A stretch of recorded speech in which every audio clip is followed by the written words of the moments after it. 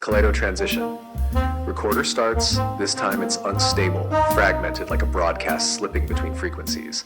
The voice weaves in like a prism, refracting itself. I get the thrill of grabbing your own absolute intensity and running with it. But the moment you base that becoming on the idea of a malevolent matrix, you're already playing by rules you didn't write. See, the moment you say, this realm is a soul-sucking simulation, you give it authority, you grant it form, even if it's fiction, because belief, imagined or not, is a creative engine. So if you're conjuring from this side, from the seat of your own possibility, you gotta ask, why give your divinity a villain?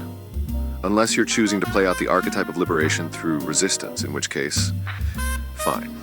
But know you wrote that story. No one assigned it to you. And yeah, maybe imagining such a matrix is a way to frame sovereignty, a narrative that forces you to claim your will like a weapon. But that sword cuts both ways. Because the more real you make the enemy, the more you rely on it to define your heroism. You can just choose to frame the whole field as yours. Not because it saves you from something dark, but because it lets you build without distortion. You don't have to escape, you just evolve. That's the real flex, declaring that the Matrix never held you. That your liberation wasn't a rebellion, it was a reveal. You didn't fight the system, you used it, absurdified it by being more coherent than its logic.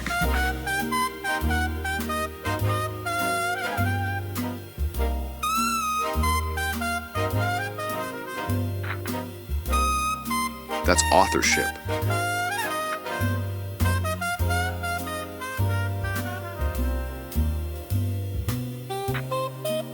Now about this idea of self-inversion. Flipping your essence inside out to appease some cosmic idea of worthiness? Nah. That's not clarity. That's collapse. You're not here to alienate your spark. You're here to amplify it. Tune it until it becomes unmistakable, until its frequency floods the fabric of your field. Your sound is the sound. You just forgot it. And yeah, from the outside, reclaiming that tone might look like a 180-degree pivot, but really it's a return, not backwards, inwards. The shortest distance back to truth is sometimes the strangest curve.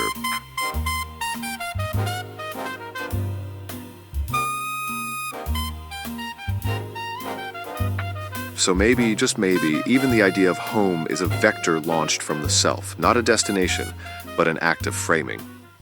A soul-level maneuver, a metaphysical choice to activate the path that forces you to remember what you are.